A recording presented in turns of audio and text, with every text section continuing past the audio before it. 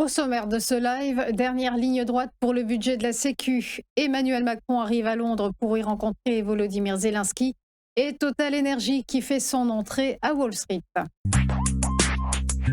On se parlait temps fort de l'actualité et cette nouvelle semaine décisive pour Sébastien Lecornu.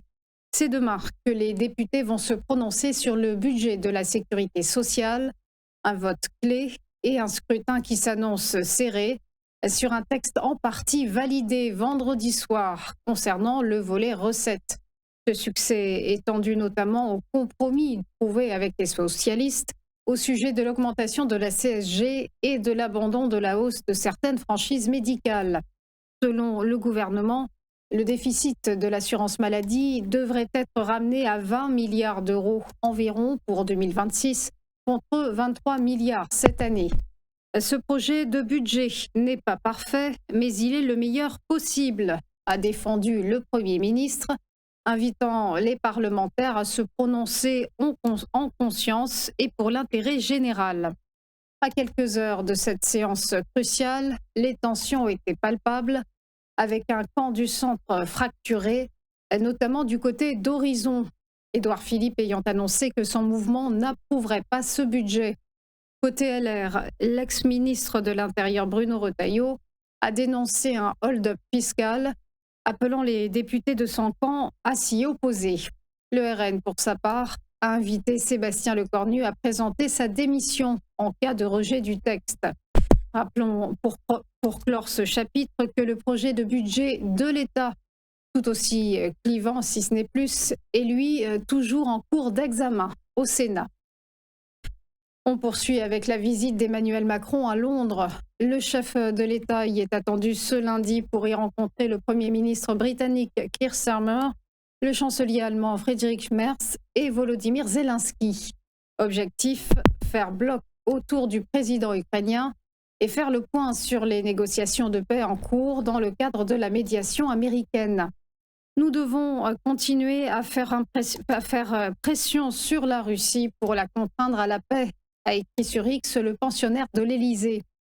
Ce week-end à Miami, en Floride, les pourparlers se sont poursuivis entre les émissaires de Kiev et de Washington.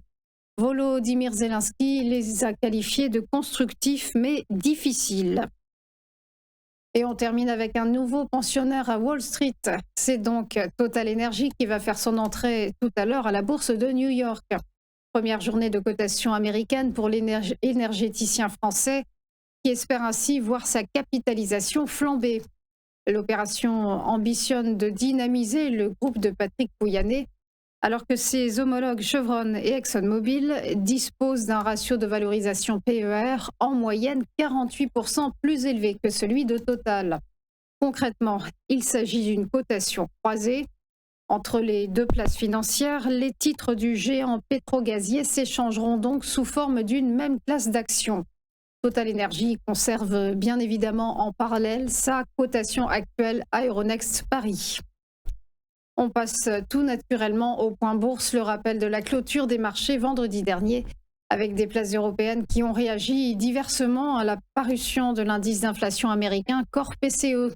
Celui-ci s'est révélé meilleur que prévu, à 2,8% contre 3,1% attendu par la Fed. Une bonne surprise qui n'a pas semblé driver le CAC 40, qui s'est effrité de moins 0,09%. La cote parisienne se situe à 8114 points et s'est érodée de moins 0,1% en bilan hebdomadaire. Trajectoire différente à Francfort, plus 0,61% pour le DAX, qui a terminé à 24 028 points. Et sur l'ensemble de la semaine, la cote allemande affiche un gain de plus 0,8%. À Londres, le FTSE a perdu moins 0,45%. Il pointe à 9 667 points. Et en rythme hebdo, l'indice a cédé moins 0,55%.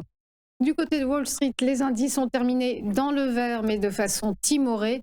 Le Dow Jones a grignoté plus 0,22%, s'établissant à 47 954 points. Et il a engrangé une petite moisson, plus 0,5% sur l'ensemble de la semaine. Alors que le S&P 500, lui, a grappillé plus 0,19% à 6 870 points. Et il a avancé de plus 0,31% sur sa performance hebdomadaire. Quant au Nasdaq Composite, il a pris 0,31% et se situe à 23 578 points, en hausse de plus 0,91% sur la semaine. On passe au prix du pétrole qui se sont légèrement renforcés la semaine écoulée. Le baril de Brent se négocie à 63,87 $ et est monté de plus 0,84% en hebdo. Quant au cours du WTI, il s'est élevé de 0,94% sur la semaine et pointe à 60,11 $ du côté des devises. L'euro s'affiche à 1,1640 $ face au billet vert et a grimpé de 0,43% sur la semaine. Enfin, le Nikkei à la bourse de Tokyo a clôturé ce matin avec une progression modérée, plus 0,18%. Voilà pour les dernières infos. On va marquer une première page de pub et on va se retrouver juste après pour Chronocac et l'ouverture des cotations. Ça sera avec Mathieu Serron. À tout de suite.